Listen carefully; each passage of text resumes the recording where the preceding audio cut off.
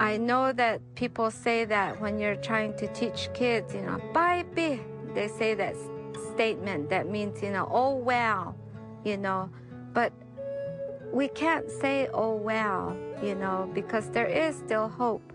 We can change it. We have to change it as a people, as a whole. The people need to come back to how we are supposed to be as Hopis. And, that's what I see. And I know that the kids really do want that. They really do want to know who they are as Hopi kids. When we're guiding them to be the leaders of tomorrow, we need to give them the truth. We cannot make stories about what their life should be, but give them everything. Give them the truth.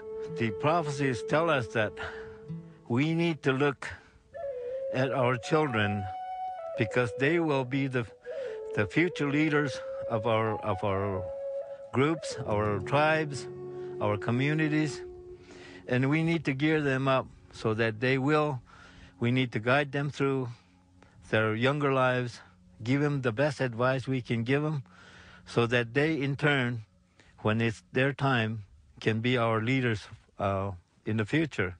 It can be done, and we must work towards that goal. The children that are coming in today seem to have more software already downloaded into their systems. They are an evolutionary leap. They are showing us where we are going as a species.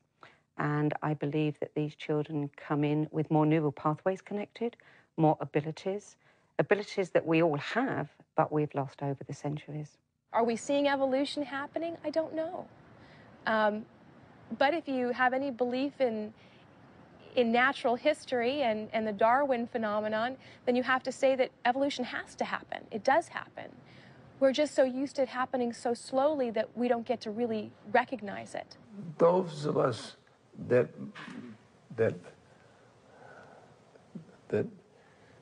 made a big investment in the culture and tried to shift consciousness. We want the children to be that way. Because otherwise our actions aren't justified. We are in the midst of an unprecedented, huge transformation in human consciousness. And this transformation in human consciousness is reshaping the human experience. It is reshaping it for millions of individuals, and within, in my opinion, just a few generations, it will have reshaped the entirety of the human experience. And so it is creating children who are being born with this new expanded perception, and it is expanding the perception of those of us who are already walking upon this earth. We're watching humans evolve. Just like we've evolved to now having opposable thumbs, we're witnessing the human species evolve into becoming a telepathic creature. Then we can call it any name we really want to. But it's a phenomenon that is real, it is happening, and I really believe that is because technology and science are changing very fast. この世の中で一番大事なものというものは方程式でも何でもない方程式でも何て言うんだろうな難しいそういう説理でも何でもないんだということです。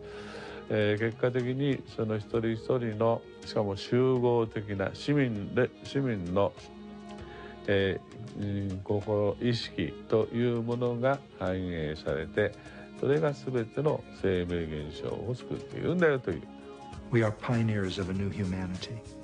That doesn't mean that we're better or that we ever will be better. It's impossible to be better. From the perception of the universe, you cannot be less valuable than anyone else or anything else, and you cannot be more valuable. All is precious.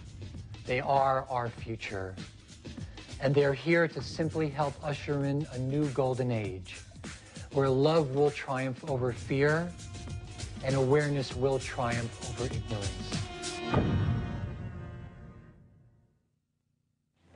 Walking through the poppy universe, my fingers rattle the hourglass aisles. As the time sings in the crossroad of hope, I'm a brush painting for miles. Every letter of the names I sit on just hangs on the family space tree. Which knowledge lock should I pick as Providence chisels a galaxy key? Balancing myself on just one finger, at first I thought that everything was white. From universe to universe, I jump alone just to find out I'm still a child.